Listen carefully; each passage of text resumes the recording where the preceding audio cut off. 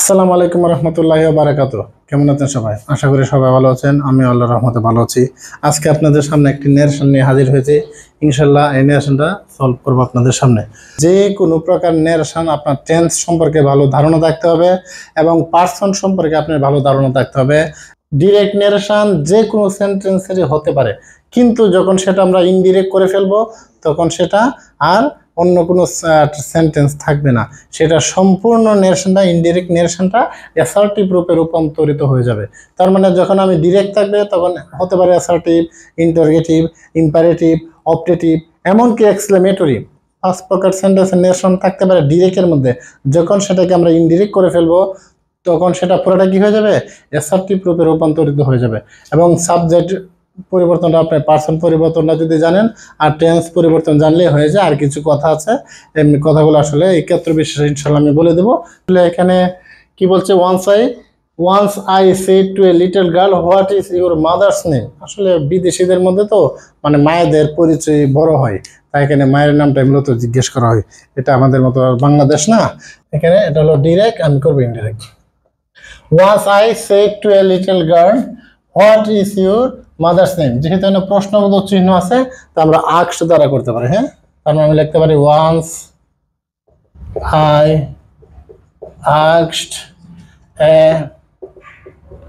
Little girl. আচ্ছা, এই পর্যন্ত শেষ। হ্যাঁ, লিটল গার্ল। পরে যে হোয়াট। আচ্ছা, আমি যদি এখানে সাবজেক্ট নিই, সাবজেক্ট কি, ইউর, মানে ইউর কি হবে, হোয়াট, বাচ্চা মেয়ে লিটল গার্ল লেগেছে, আমি এখানে হার দিতে পারি। তার মানে I asked a little girl, এই গার্ল পর্যন্ত এখান পর্যন্ত শেষ। হোয়াট হার, ওই যে এখানে ইউর এখানে পরিবর্তন হয়ে হার হয়েছে। আমরা জানি এখানে যদি ইনভার্টেড কমার ভিতরে সাবজেক্ট ফার্স্ট পারসন, সাবজেক্ট অনুযায়ী সেকেন্ড পারসন যদি হয় তাহলে অবজেক্ট অনুযায়ী। এটা আসলে কি সেকেন্ড পারসন, এখানে অবজেক্ট কি, এই যে লিটল গার্ল, লিটল গার্ল, তাই এটা অনুযায়ী কিন্তু এখানে পরিবর্তনটা মূলত হয়েছে। কি বলছি, ইনভার্টেড কমার ভিতরে যদি প্রথমে সাবজেক্ট ফার্স্ট পারসন হয় তাহলে ইনডিরেক্ট কমার বাহিরের অংশ সাবজেক্ট অনুযায়ী, আর যদি এটা ইনভার্টেড কমার ভিতরে সেকেন্ড পারসন হয় অবজেক্ট অনুযায়ী। এখানে সেকেন্ড পারসন, তাই আমরা অবজেক্ট অনুযায়ী পরিবর্তন করব। হোয়াট হার মাদার্স নেম, এখানে কি আছে, ইজ আছে। হ্যাঁ, এটা পাস্ট টেন্স, তাই আমরা এখানে কি করব, ওয়াজ করে দেব, ওয়াজ। এখানে সে উত্তরে কি বলছে, আই ক্যান রিমেম্বার, তার মানে উত্তর যদি কোনো কিছু উত্তরে বলা হয় তাহলে আমরা দিতে পারি she replied that,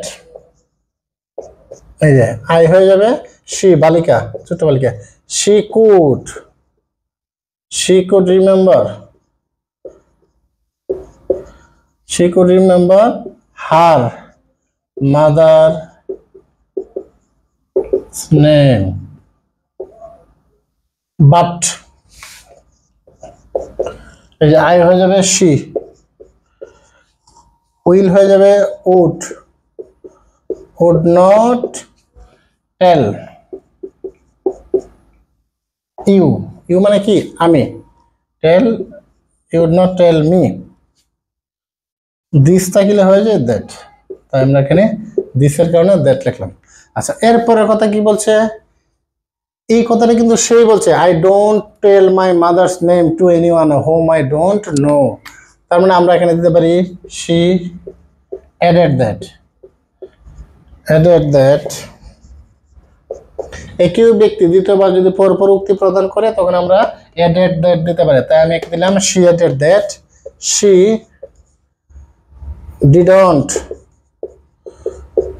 tell her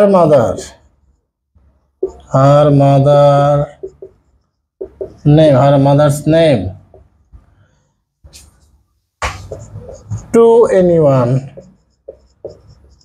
anyone whom she বলতে কি, বালিকাটি, whom she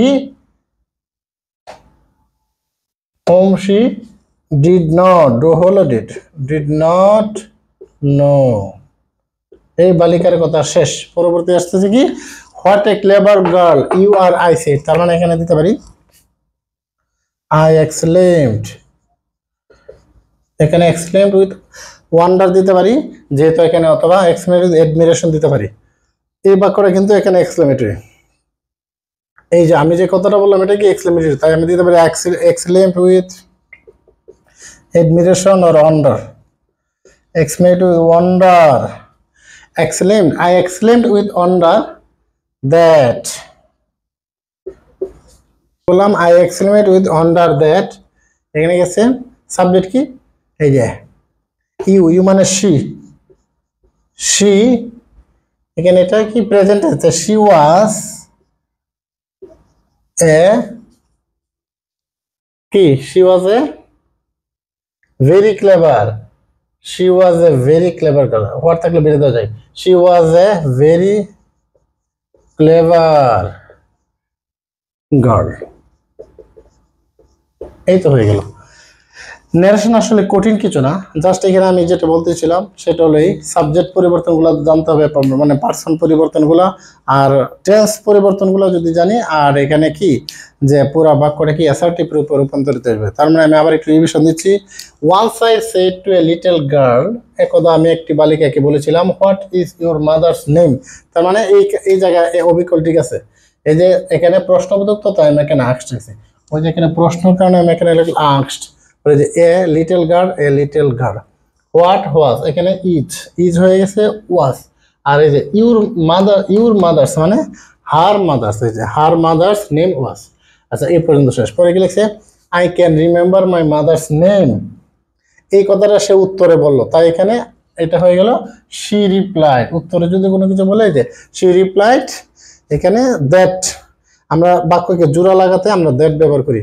এই যে আই হয়ে গেছে I, she, can could, remember remember, my হয়ে গেল her, mother mother, name name, এই বাট, এখানে আবার আছে আই, এটা আবার শি বালিকা, শি, উইল হয়ে গেল ওন, will won't, tell me that, tell me, এখানে ইউ হয়ে গেছে মি, আর দিস হয়ে গেল দ্যাট। পরে কি লিখছে আবার, I don't tell my mother's name to anyone, এটা আবার মানে একই ব্যক্তি দ্বিতীয়বার পরপর দ্বিতীয়বার দুইবার যদি মানে উক্তি প্রকাশ করে তখন আমরা এডেড ব্যবহার করতে পারি। এই জন্য শি এডেড দ্যাট, আবার এই যে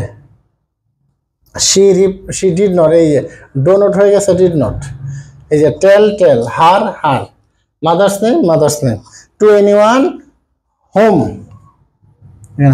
home she did not know, এই যে এখানে ডো নট নো হয়ে গেছে ডিড নট নো। পরে আমি কি বললাম, what a clever girl you are, এটা এক্সক্লেমেটরি সেন্টেন্স আই সেড, তাই আমি এক্সক্লেমেটরি হলে কি আমি এখানে বসালাম I exclamatory with wonder that.